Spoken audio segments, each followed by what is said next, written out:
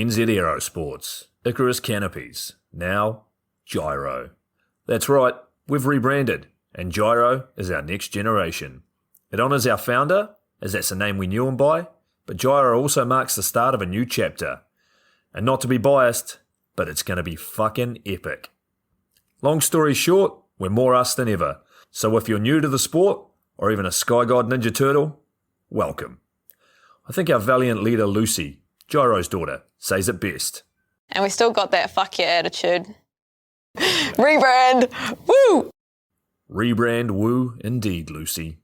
Anyway, head over to gyro.com for more info and get amongst you legends. I was 19, broke, unemployed, and sold my girlfriend's canopy for drug money. So I thought I better sew her a new one. What a sentence, and what a story. This describes the humble yet outrageous beginnings of NZ Aerosports, the home of Icarus Canopies, in the words of our founder himself. From getting a paratrooper toy from his mom, watching parachutes at the DZ as a 6-year-old, jumping off the wharf with a parachute made from bed sheets, doing his first jump at 16, sewing his first canopy on a borrowed machine at 19, and starting to sell parachutes out of a garage in 1986, Paul Gyro Martin had an undying love for the sky. Our company started with one man with the wildest of spirits and a true blue sky dream, a renegade. In the time that Gyro created and ran the Icarus Canopies brand until he passed away in 2017, he pushed everything he had to its limits. We miss him, and we always will.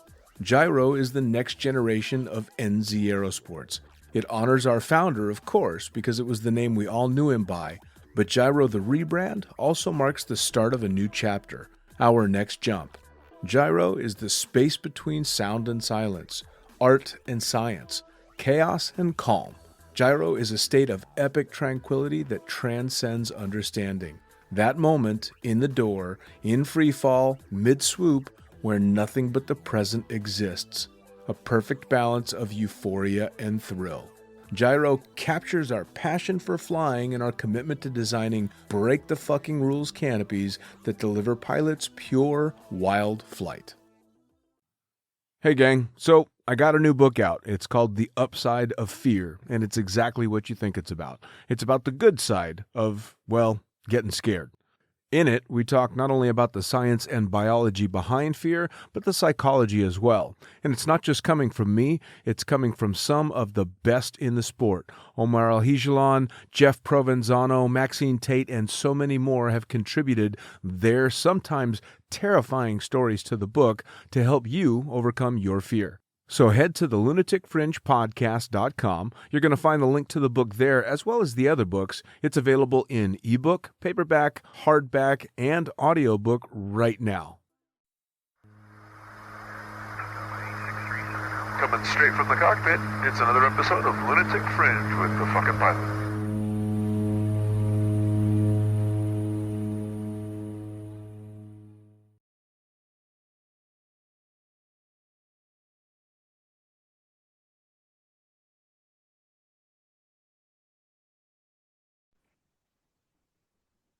Ready, set, go! Back in the can with another edition of the Lunatic Fringe podcast and our new friend on the other side of the planet. Who the fuck are you, and what do you do? Hey, buddy, what's going on? My name is Vince Jarvis. I'm a bit of a master at none in the sport of the air sports, but I try to dabble in as much as I can, So I'm a tandem instructor. I'm an AFF instructor, free fly coach, dabble in a little bit of swooping, and lately sort of just stepping into the world of wingsuit piloting as well. So pretty much just here to have a good time, mate. I'll tell you what, though, that seems to be the recipe for success is I don't need to be a master at all disciplines in skydiving to have a fuck ton of fun. Yeah, exactly.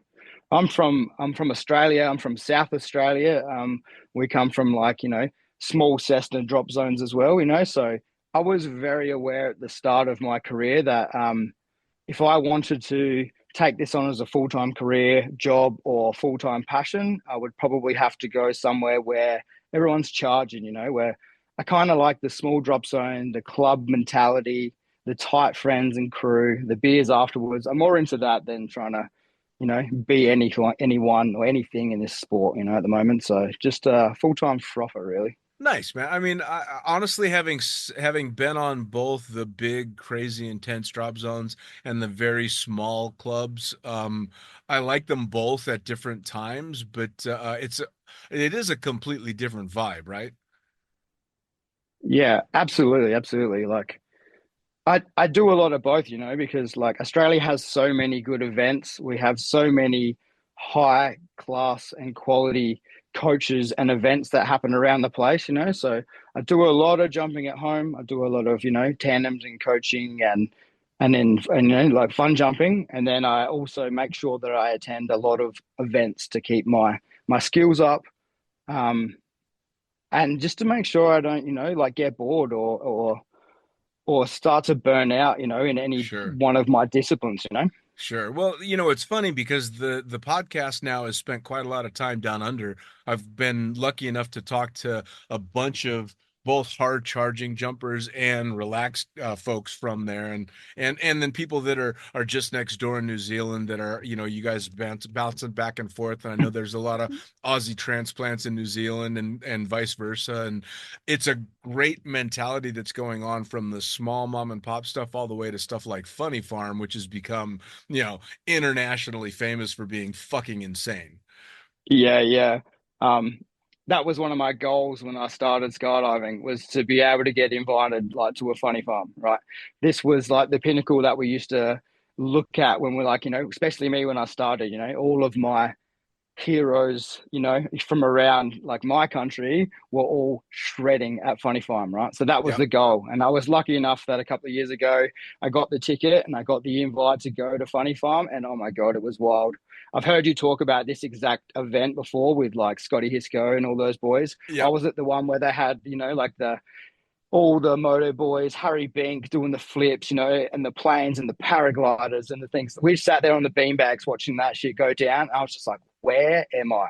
Yep. What is happening? This Yep. is one of those it was one of those moments when I was like a big tick for me. I was just like, cool, I made it, and seems to be the year that it's going off. So Oh, that was pretty cool. even just talking about that event and that particular event that you were at's come up a few times on the podcast because I had one of the motocross guys, Top Dog, was on. Yeah, And we talked about, I had seen one of the photos from the event that was the most mental fucking picture I've ever seen. I want to say it was either a helicopter or a plane, a couple of motocross bikes in the air, canopies, people on the ground, all in one fucking picture.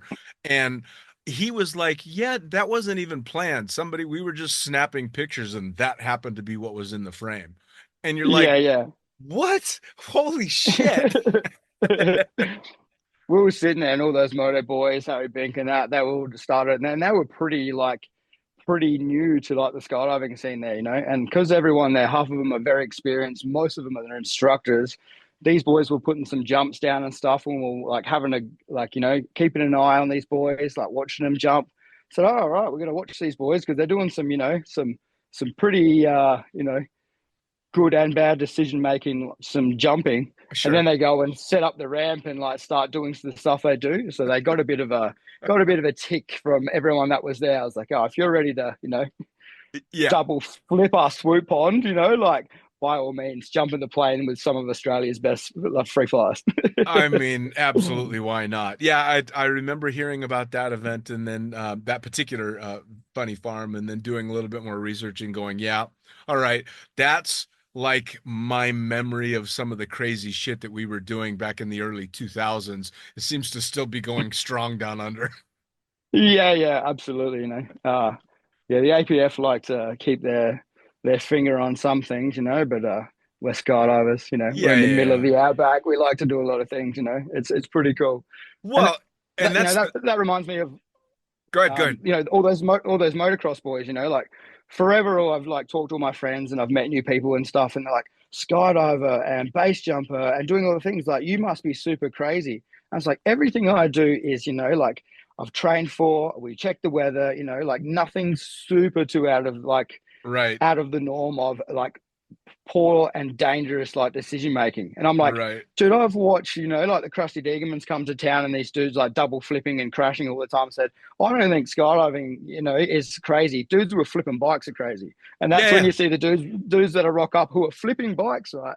They rock up to that vent and watch us, or the jumps we're doing, lay down some big swoops on the pond and come in sliding. It's like, you dudes are nuts. I was like, it really just goes to show, like it's everyone sort of looks at something else that you're not quite, like into or understand. And it seems crazy until you start to get into it. I have this good Absolutely. saying now. Yeah. Have a good saying now where I was just like, I try not to shut down anyone's passion, like no matter what it is, never yuck anyone's yum or what they're into and stuff. Cause it's like, if you get the same passion I get from jumping out of a plane or off a cliff by playing golf or computer games, if you like froth it as much as I do this, all for you. I will never shut down anyone's things. And that's good conversation starting out. I'm like, what do you like to do? And if some people, say like anything, I was like, sweet, why do you love it? Like, what's your passion? Why Yeah. is that like tick your boxes? Because I'm so interested to know what makes people tick.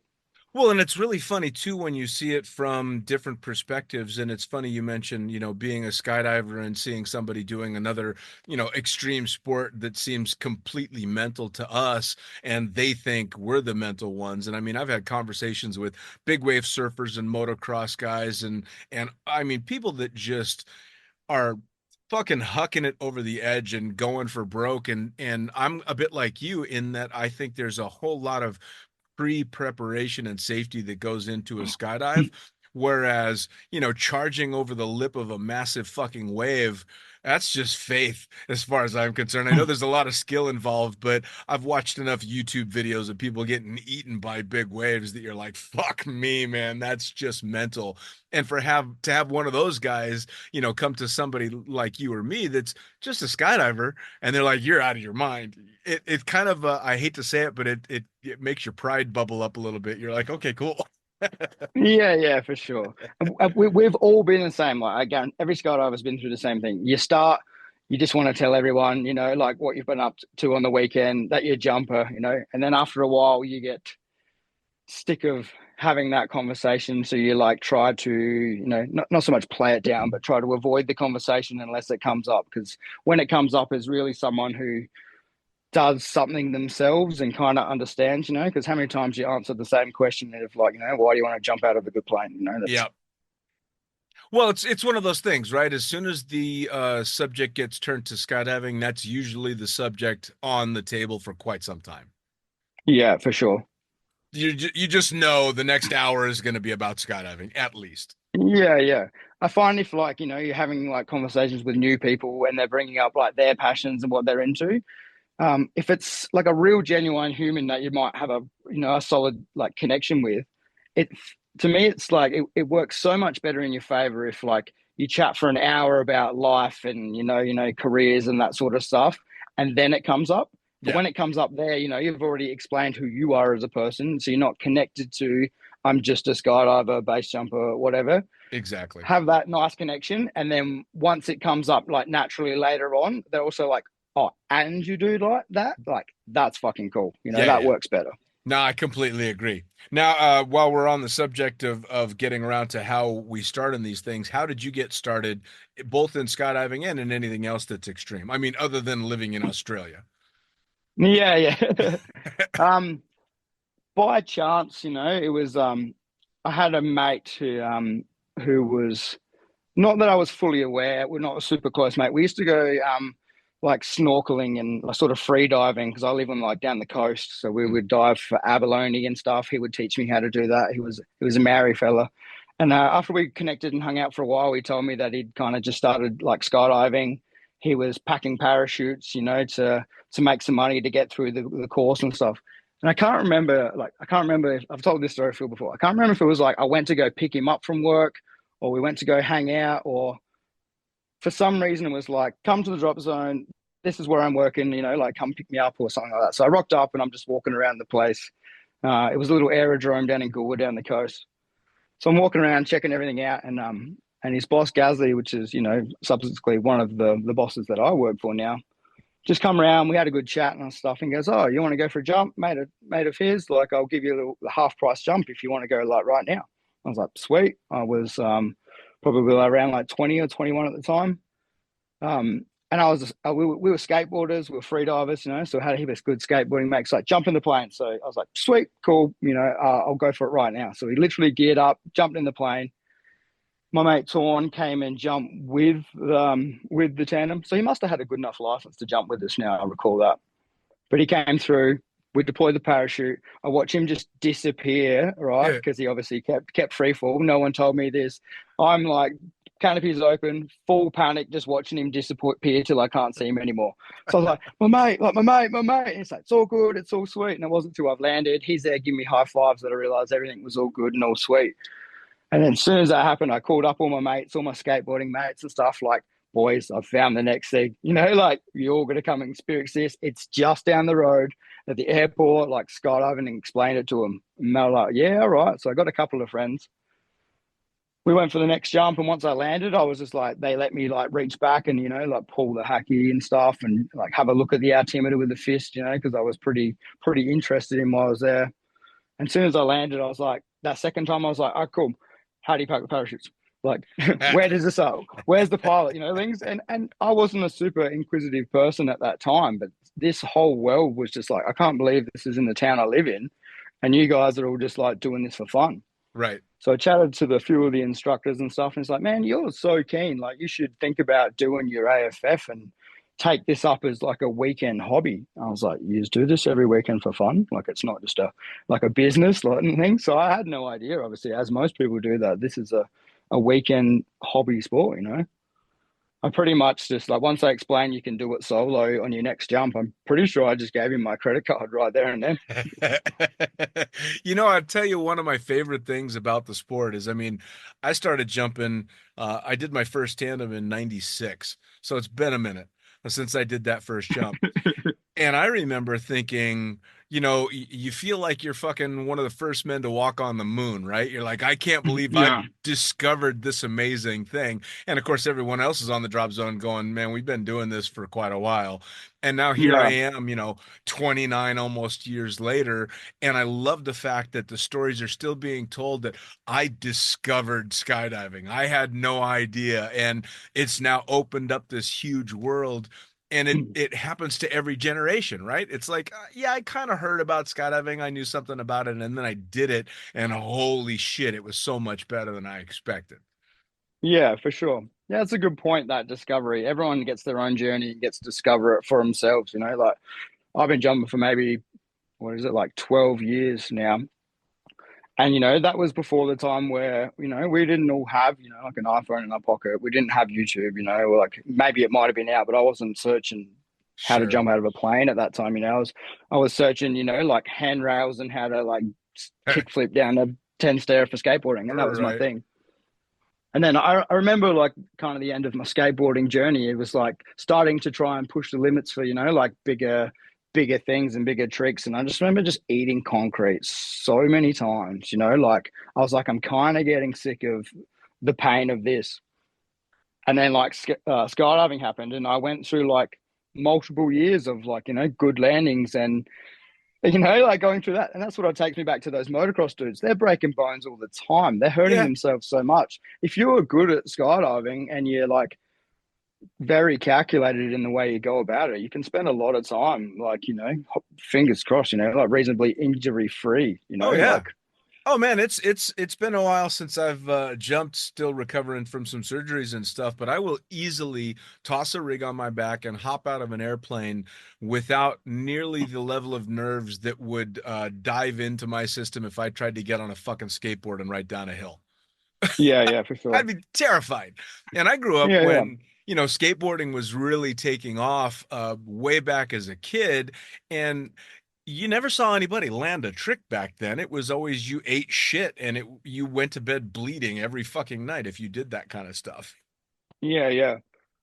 And I lived like right down the beach, down the coast, down in Victor, and it would like I'd have to skate home from the skate park as well, like most of the times. And that might be like a 20, half an hour like skate. So you'd do a full session at the park, you'd beat yourself up, your ankles were absolutely wrecked, you're hurting. I was like, now I got to make it home. Like some days it'd be like, call mum's like, no, you need to come get me, because I'm like, I can't make that trip home. Yeah, the walking wounded all the time. So Did you make it? Did you make it through your career reasonably injury free? in skydiving, yeah, I mean, I had a couple of injuries just from sheer stupidity. I had taken about 6 months off jumping my sport rig. I'd only been doing tandems and flying, and hopped back on my velo at the time. I think I was flying a 96, like I had been on it the day before, and of course set up for the standard 270 that I was doing, and was low out of it, and broke my tailbone. But that's uh, yeah, that and a broken leg early on in the sport were the only real injuries that I had from stupid shit. Um, it was 20 something years of a lot of video and camera work that trashed my neck. So it definitely put a hurt on me, but nothing that I didn't earn, if that makes sense. Yeah, for sure.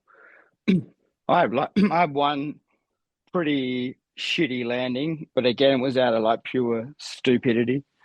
We had like a boogie in an event going on, and like the weekend before, I was like at a party, and I jumped down like this tiny little step at my mate's house, and his dad had laid down all these drains just to check out where it was, and because it was dark, I literally folded my ankle in half. Ooh. Couldn't walk, like it was real bad, like on crutches sort of thing. And we had this massive event. We had a caravan come over because, like, most of the time we're only a Cessna drop zone, 182s and 206 sort of drop zone.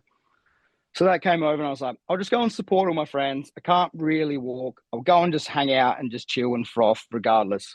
And just as I'm about to leave home, I grab my rig and just chuck it in the back seat. I was like, it's, you're one of those ones. Like the event goes for like 5 or 6 days. Like, if I rest, maybe I'll be okay, which I was not. And then like halfway through, I was like frothing out, watching everyone jump. I was like, if I slide in on my ass with my leg up, I should be fine. What's the reason I'm not going for a free fall? So convince myself from just like missing out on the froth. We get like a bit of a long spot. All the flatties take 3 times longer than they should have, to get out. Look out, sweet, cool, 2-way, head down, jump out, and have one of the best like head down jumps I'd had like at the time. Super frothing, open the parachute. Oh, we are a long way, from the landing area. So fly as far back as I can. And in SA, like all of the drop zones are surrounded by like salt pans, farmland, like can land anywhere, right? Can land anywhere. Because the fact I couldn't walk, I was like, I'm going to fly as close as I can to the drop zone so I can hobble my ass back inside without too much of a drop. So I come across like the runway, get a bit of turbulence, hot day, start to turn into wind, get a big bump, and like decide that a low turn is, probably not the best idea. Just run it out a little bit downwind, and at that point in time, just had no idea how fast, maybe like 10 knots downwind is actually going to be. Never experienced a downwind. Knew that all the super boys ran rears as they to trim out. So like I've watched you all do that. I'll try that a little bit. Just like totally freaked out and pretty much just flared the rears, and from high meterage at high speed, full collapse, and just like fully just impacted, like on my ass, bounced down the side of the runway.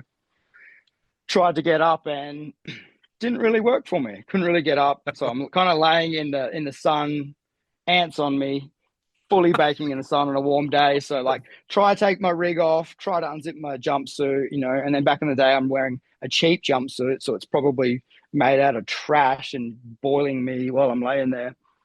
And my mate Lee rocks up. He's like, how's it going, mate? Like, had a bit of a rough landing. I'm like, help. Help me now. And he's trying to let me stay. I was like, because I've been there for so long, I was like, get me up now, put me in the ute. Takes me back to the DZ, and the girl Bria I was actually doing the head down jump with comes out, checks me out while I'm in the back of the ute and stuff, and realised it's a bit of spinal pain.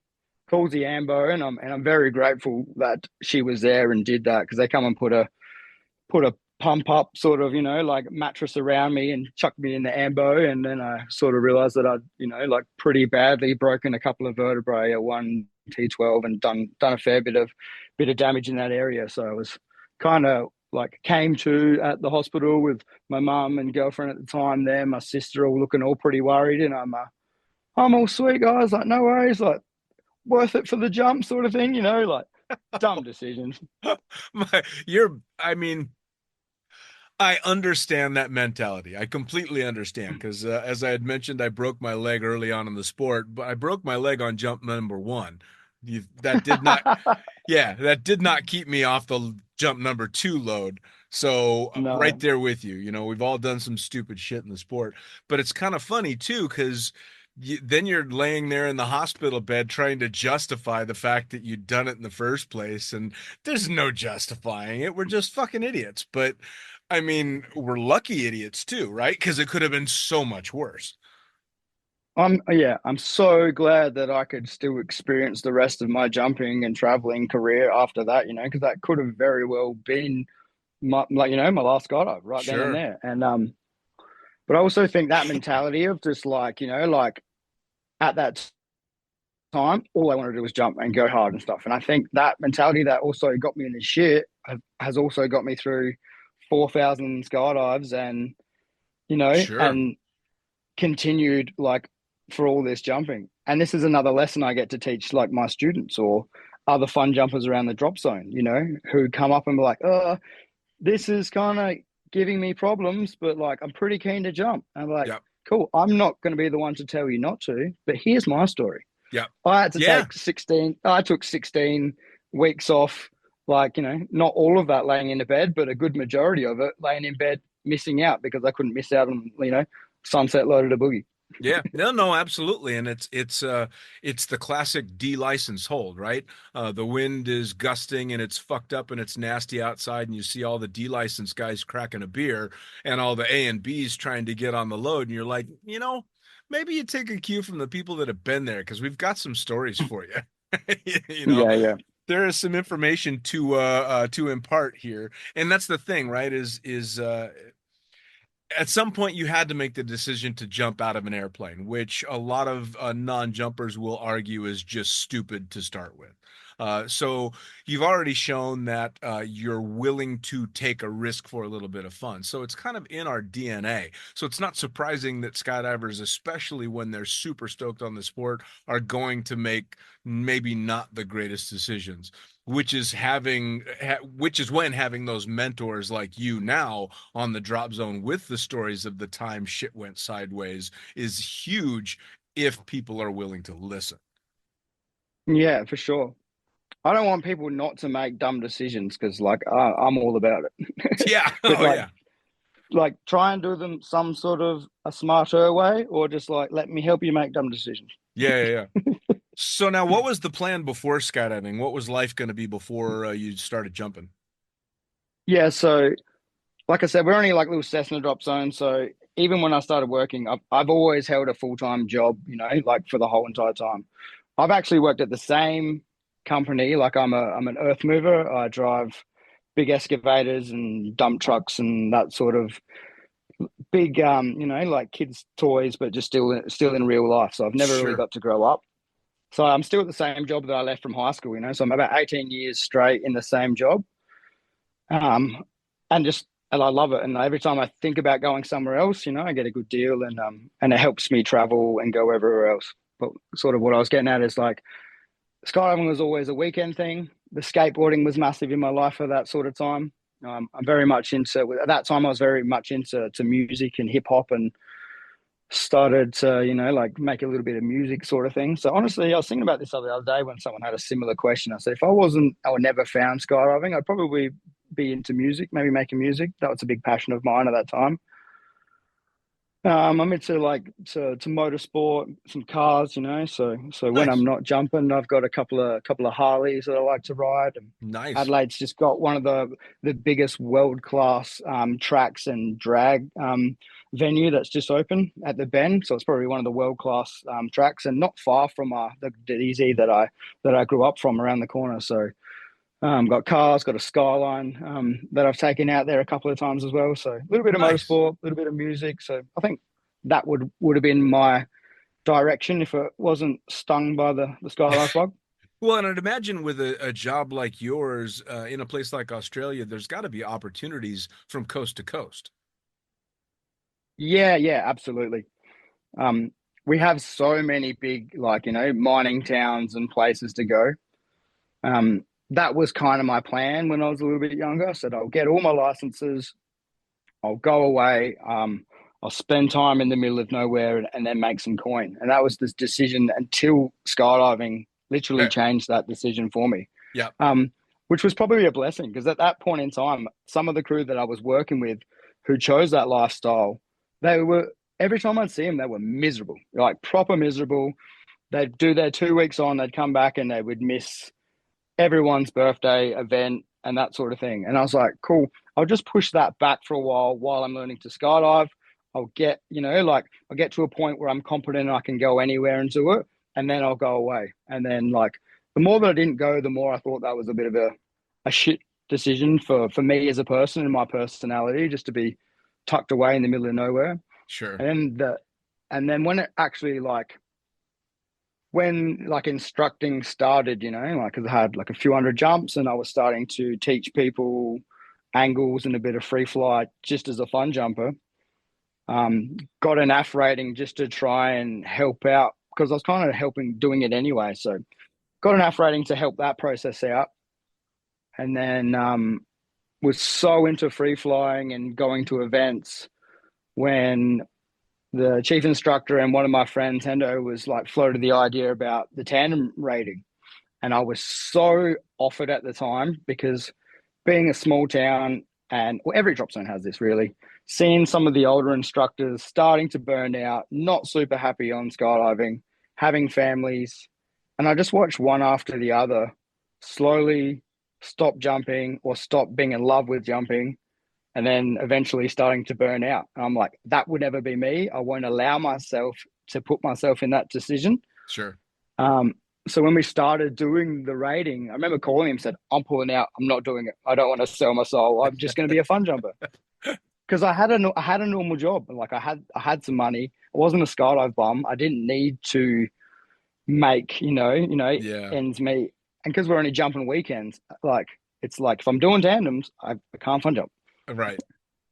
You know, it was kind of funny because I ended up falling into the tandem hole, but for me, I was lucky in that it never burned me out and it didn't turn me off of the sport because I found out I enjoyed doing tandem so much, which seemed really weird at the time because when I first began, I fucking hated the idea of it. I thought it just looked like a terrible way to jump out of an airplane and terrifying, and you never knew what you were going to get. And all those things that turned me away from it turned out to be the things that I liked the most. So even to this day, if you ask me what my favorite way to jump is, it's taking tandems, which is just fucking weird. But it really is. It's so much fun. I 100% agree. So the end of that conversation is I didn't pull out of that rating. I did it and I loved it. And Right? still, after, 5 years, I don't know, I might have 1,500 tandems now, which is not a lot, but it's a small drop zone and I'm a fun jumper instructor. So and I love it. Yeah. I still love it every single time. And I'm the one that's where we work and I'm the one who does all the briefs, the debriefs, films the cameras because I'm energetic and I'm excited and the passengers understand that. And they're like, how good's your office? How good's your job? Imagine getting to do this for a job. And then just watching people's reaction to that reminds me of how epic it is that I get to take people for their first jumps or seconds and give them that opportunity. It's You're mainlining a first experience on every jump. yeah, for sure. It's the closest you can get to doing your first jump over again. And you get to do it God knows how many times a day. I mean, granted, in my heyday in Cross Keys, when you're on tandem number 25 or 26 on a Saturday, you're a little fucking tired, but it's still, you're giving someone this amazing experience. And I've said it before on the show, there's, I don't know, 7,500, 8,000 people out there who I guarantee couldn't pick me out of a lineup and don't remember my name, but they remember that jump. Yeah, 100%. 100% agree. It's fucking cool. So you get into the instructing, you get into AFF, and you start doing tandems and all that stuff, but you've tried to branch out as well for your own stuff in the sport. And you mentioned wingsuiting and all that. Where did that start to come about, and when did you start to have the drive to do more? Um, I used to give wingsuiters shit for so long. As a lot of people did, like, because, like I said, I was a fun jumper, and then once I did like my instructor ratings, I was like, cool, that's the way to supplement my income and not have to spend every dollar I've ever spent, like on skydiving. So I'm super glad that happened. But I was a dedicated fun jumper, free flyer. I would go to a lot of good camps around Australia. We have Down Under Dynamics around here, which is run by Mason Corby, which was like my skydive hero forever, still is, absolute legend. So because I'm on a little Cessna drop zone, I would just make sure that now I'm making money from these instructor jumps, like I'm going to use that to better my fun jumping. Because like I said, I was a fun jumper. That was an instructor. Like that was my plan. So a lot of camps each year, a lot of Down Under Dynamics. We were very late to the sort of the tunnel scene, like over here in the middle of the desert.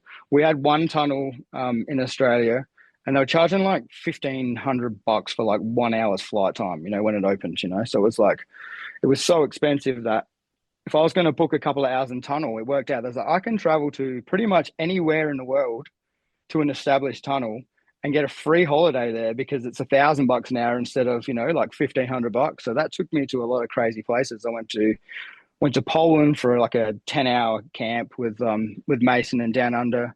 I went to Russia, like St. Petersburg, Yep. but who would ever go to that place if I wasn't for flying tunnel, Malaysia, Singapore, like a lot of really cool places. So the free flying tunnel really started to push me in my direction where I wanted to be was a good free flyer, and that was super cool. And once I sort of ticked off all those dreams, not that ever ends, but I enjoyed that process. And then I met a few people who were dabbling in a bit of the base jumping sort of world. Someone that you know very well, Ryan Graney, is actually from my drop zone, and he's the motherfucker that sort of made me bite the bug. We're having a few beers down in his van and stuff, and he tells me about base jumping and his involvement in the scene. And I remember very clearly, I was like, oh, it was late at night when he got there. I said, oh, when's the last time you did a jump, man? Like, when did you do that? And he laughs at me, looks at his watch. He's like, oh, about an hour and a half ago. So as soon as he said that, I was like, oh, mind blowing. Show me the footage, where it is, back to that first tandem ever. Like, tell me everything. Yep. Yep. It was, it's funny you say Ryan. I've had him on the show. You may have listened to the episode. Absolutely. I mean, I have a fucking physical reaction just hearing the name Ryan Graney because he's such a unique dude, and he's so, I mean, out there in the best way.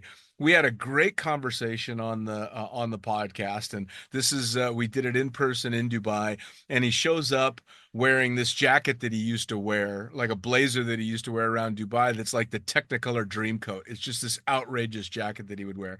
So he shows up in that. I open the door and he's like, I figured you'd want me in something like this for the episode. I'm like, this is gonna be a good episode.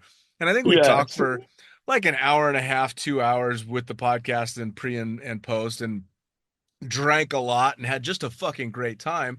And give him a hug and he leaves. And I'm like, all right, that was an awesome episode. And about 45 minutes later, I hear a ding on my phone and I pick it up and he sent me a picture from the top of a fucking building.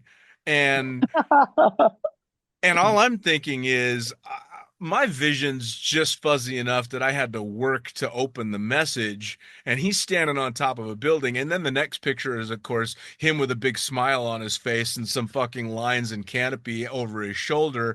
And I'm like, this guy's out of his fucking mind in the best way. Yeah, definitely an infectious energy human being and stuff. And when he told me about his dream, he was in Adelaide that time. I'm moving over there. I'm going to do this. I'm going to do that, and you hear a lot of people say that in your life, but he went and did it, man. And I got to watch it for so long. And as a younger, naive sort of jumper, and he started like flying the wingies and doing some pretty gnarly shit. I remember texting him all the time, like, bro, I love you. Like, please, like, please make good decisions. And he's like, I am, bro. I got you. It's all sweet, you know. And he opened up a lot of that things for me, you know. Like he was the sort of the first original idea to for me to want to do that next stage in the jumping, and I did, and I followed it, and it's been the best like time ever. Now, throughout all of this, you had mentioned your mom had visited you in the hospital after your injury and stuff. What does the family think of all this shit? Because it sounds to me like from a very young age, you were pretty responsible out getting a job that you've had for quite a long time now. Were they like, wait a second, why are you jumping out of airplanes? Now, why are you jumping off of shit? Yeah, like to be clear, I wasn't very responsible. I've always just had a fantastic work ethic, and I'm so glad of that. And that probably definitely came from my dad, who was just like hard ass worker, like forever. He was a painter and a handyman sort of thing. And I remember even school holidays, that would come and grab me. He said, "You're coming to work with me. We're doing night shifts on buildings in Adelaide, sort of thing. So I think that's where it come from. And I was just so grateful that I had a job to supply money for the thing that I loved. So I was like, just, you can fuck up everywhere else, but just don't fuck up at work. And Yeah. and that was the thing. I'd never ever had a sick day, like forever. I never had one of those unless I was dying. Sure. And when I called up work, when I'd done my back, right, yeah, they were just like, sweet, no worries, let us know when you're ready. We'll run it all on sick leave till you're back, and we believe in you that if we go over on that, you'll make it good, and which I did. So, but back to what my dear old mother thought of it all. Like, she was stoked. So I was always a rat bag with a skater, and then started jumping. She was like, that's pretty extreme, but pretty interested about it. Followed my things, and then she came out for like one of mine or her birthdays, and she's like, sweet, if I can give birth to you and your siblings, I can definitely jump out of a plane. So she come for a jump, and I got to be in the plane and Nice. and watch that happen. And then my sister come one, I got to come and fly with her, and then she come and did another one, to the point where I was starting to free fly, and I actually got to really OVS and do some really cool stuff in front of her, and that kind of like blew her mind. So they were pretty stoked. And obviously, once I had that crash, they were like, please be careful, but at least you're out there enjoying yourself. And then I did all the travel, and I went to all these places, and they were just like, look, I don't care how gnarly and crazy the decisions you're making, like you're living life to the max, and they're full supporters of that. Which is awesome. I mean, that's the way it's supposed to be, right? Yeah. It's funny. My mom has made a jump. My brother-in-law's made a jump. My dad's made a jump. My nephew's made a jump, and my daughter's made a couple of jumps. And I've always been on the plane or flown with them. But as weird as it is, I can't take them on tandems. Like I I don't know why, because I know I'm a good tandem instructor, but I just couldn't get around strapping my mom to me or my daughter to me. Like, I set my daughter up with the hot Italian instructor because I knew she'd love being, given all this attention by this great guy. Yeah, absolutely, absolutely. And I'm like, what kid wants to be strapped to their dad? Like, no, Yeah. I get it. And so I got to jump with her, but I couldn't handle the responsibility of taking them. I don't know why. I can't wrap my head around that. I guess probably because if I slid them in too hard or twisted an ankle or something, I'd never forgive myself, and I'd also never hear the end of it. You'd probably put so much pressure on yourself that, like, I've always been like that when the CI were doing a demo or something, and he looks at me, he's like, don't fuck this up, That's when I like start to panic and stuff, and then not to do it. If you didn't say that, I'm sweet, So Right. I've never taken any of my family either, My sister's super keen, but once I got my 10 rating, I was like, wait a year or two till I'm good, and that was the good agreement. And then she had a child, and then she's like, a little bit skeptical, just for myself now. My mum, have that little instincts for a while. Yeah. And yeah, now my little niece is like 4 now, and then my sister's like, cool, I think I'm ready and keen to come with you. So I haven't done it yet, and I'll probably freak me out.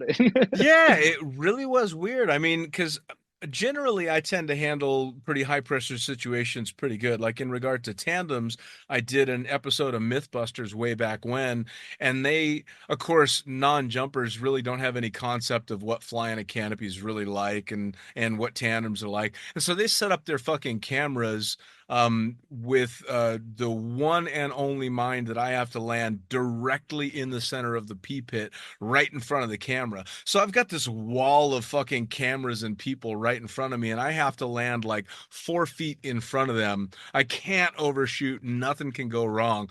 Pretty fucking high pressure, and I had to do it 2 times in a row, and I managed to nail it both times. But then it's the low pressure shit that I'm gonna fuck up. It's guaranteed. Yeah, and on camera too. Like Yeah, you, yeah, like yeah. you, every skydiver knows. You've gone and done those. Those fun jumps where you get in the plane, and you're like in your rust, and you didn't bring your camera. Your mate had a camera now or didn't bring a camera. Those jumps are epic. They're Yeah. so good, and you never get to record them. Yep. And then where's that camera where you're jumping into somewhere technical and there's like the news or there's someone there? Adds so much pressure, unnecessary pressure, like to yourself, and we do it to ourselves. Of course. Oh, absolutely. Now, as I mean, obviously you're still working full time and doing that and jumping on the weekends and everything. Are there any big plans, any new milestones you're looking to hop over in skydiving or base jumping? Um, Definitely the wingsuiting. Jumping back to that little situation, as an angle flyer or a free fly coach, and I was just always saying to the boys, learn how to fly your body. Like fly your body because a lot of people that's their dream to jump in a wingsuit real quick. So we'd always like rip on them when they're landing off, like, learn how to fly your body, chuck on a suit later. So that was my mentality. I was just so caught up in, like free flying and angle flying. I thought it was the best thing you could do in skydiving. And then for a while we'd do that. And then it's when the base started to kick in, so people have been doing that for about 6 years now as well. So started like going to Europe. I did a learn to base jump course with Dukes and Sam. Did a couple of seasons, slick, and then moved up to the onesie and realized how just phenomenal flying next to a cliff, in a tracking suit was. And then I went, cool. The goal in life and has been forever is to maybe one day exit some wingsuit base jumping. That's some people want to have a family and buy houses and do this. My dream is to one day wingsuit base jump. That's my goal. So for the last year, probably not even a year, maybe like 8 to 9 months, that's my number one focus now. Is my fun jumping is purely going to be orientated around wingsuit flying.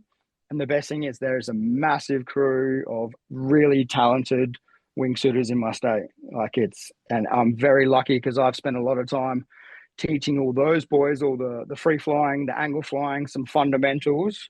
And then I stayed with that and they moved to wingsuiting. So now it's my time to jump in and be the student to them. They're all super happy, so ready to lend a hand and to pay some of that back and have the confidence in me because I've got a lot of free fly jumping that I'm going to make some good decisions, and so they've been teaching me a lot. So that's my goal and plan for the next 6 months is full-time wingsuit fun jumping.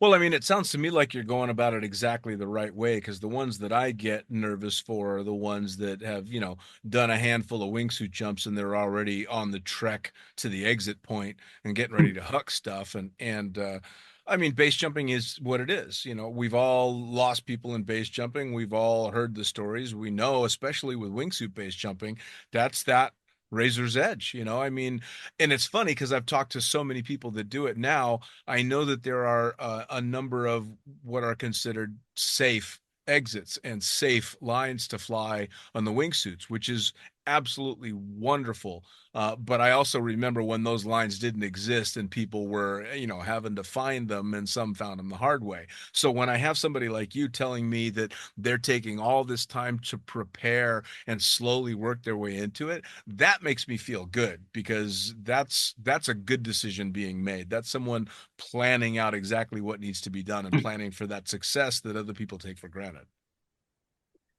It's so crazy watching, like, especially the year just gone, like 32 fatalities. Like, Yeah. it's so hard watching your one sole kind of goal that I'm working to in life be reminded to you pretty much it seems like every single week that people with 10 times more skill, experience, and talent than you are dying. Yeah.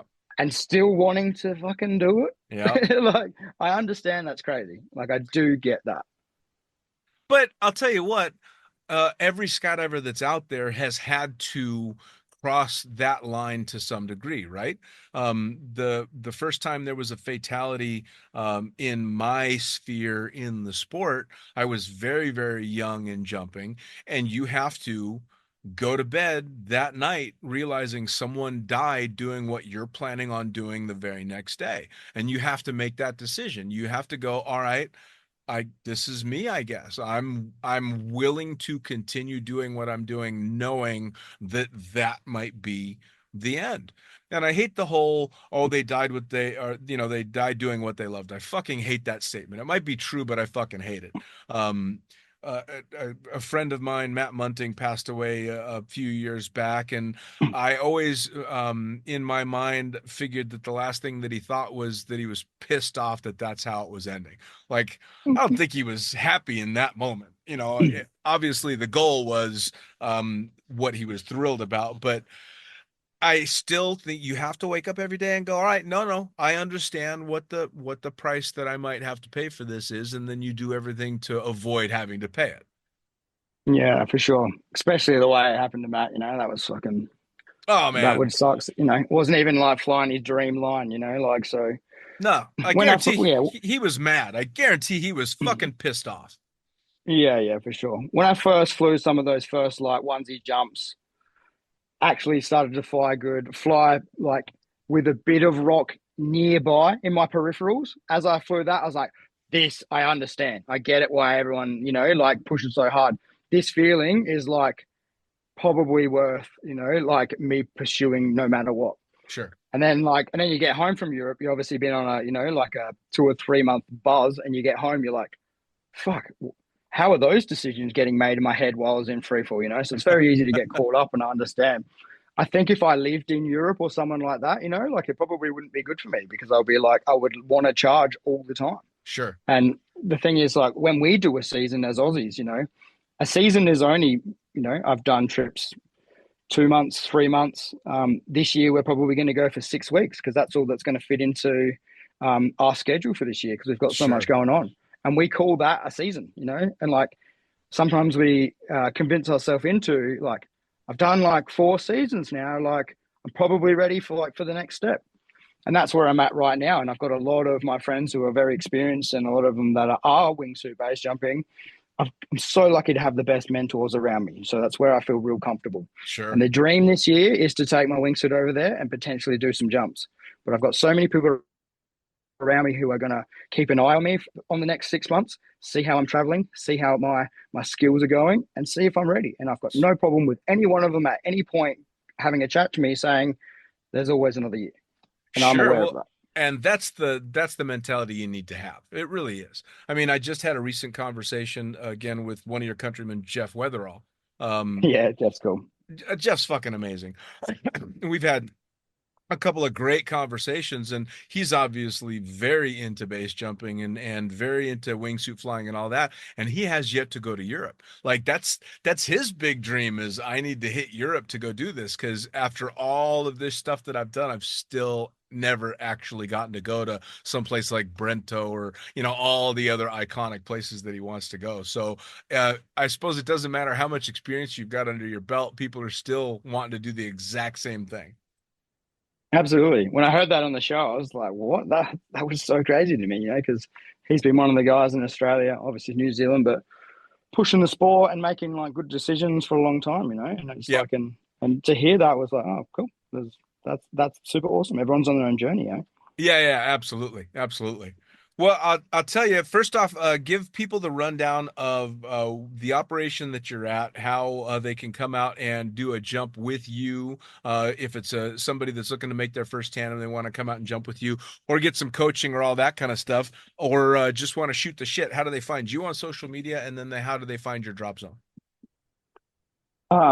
SA is awesome because we have like 2 major club drop zones, and then we have a couple of different like tandem only locations. Majority of them are Cessna, small aircraft. And I have always thought this would be funny if we all came together, we could have a massive drop zone and a massive plane. It would be awesome, but never going to happen. So but because we're a small state, we're all friends, we're all family. Everything's super awesome, like together, So I jump everywhere, and I work within all of the different like skydive operations. Right now, I'm jumping into like a super bougie winery in McLaren Vale.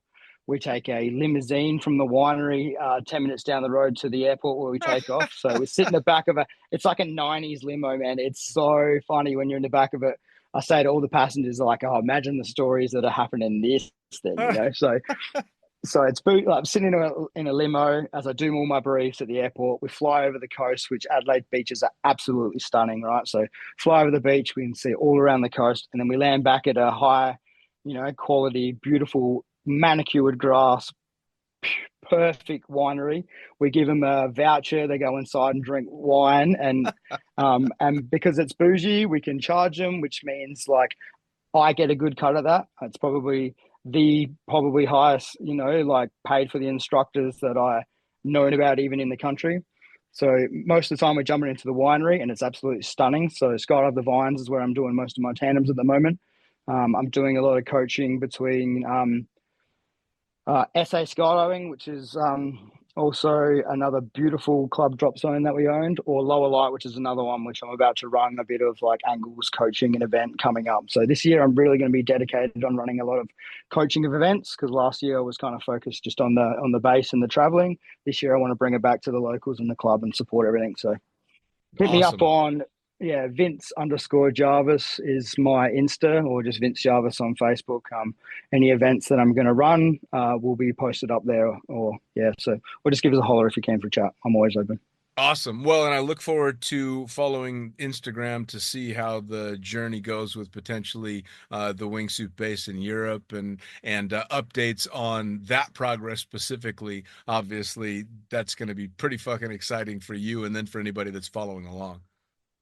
This year's going to be massive for me and my mates, So me and my homie Brody Shepherd, we do everything together. We travel together. He's my travel agent.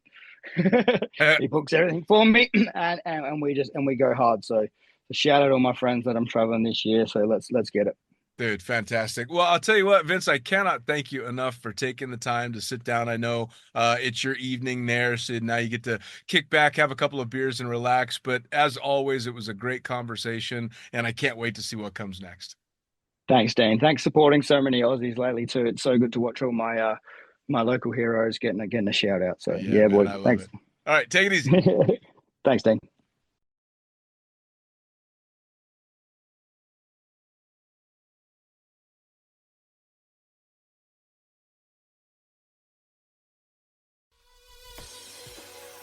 Well, there you have it. Another episode of the Lunatic Fringe podcast, brought to you as always by, well, wait, not as always, actually. Brought to you now by Gyro. Formerly known as NZ Aerosports, you'll head to gyro.com for their next level line of canopies. By Pussfoot, the Extreme Sports Collective. Head over to pussfoot.com to check it out. By Summit Parachute Systems, check out summitparachutesystems.com to talk to Jarrett Martin and the gang about kick-ass pilot rigs, rigging courses, and more. By Flyaway Indoor Skydiving, go to flyawaytn.com and check out all the cutting-edge stuff to come. By Pure Spectrum CBD, head to purespectrumcbd.com to check out their wide range of CBD products. And as for us, head to the lunaticfringepodcast.com to listen to any of the hundreds of episodes currently available. Hit the link for our YouTube channel, pick up your copy of the Lunatic Fringe book or The Accidental Stripper, and get a sneak peek at upcoming guests. Once again, thanks for listening, and we'll see you next time.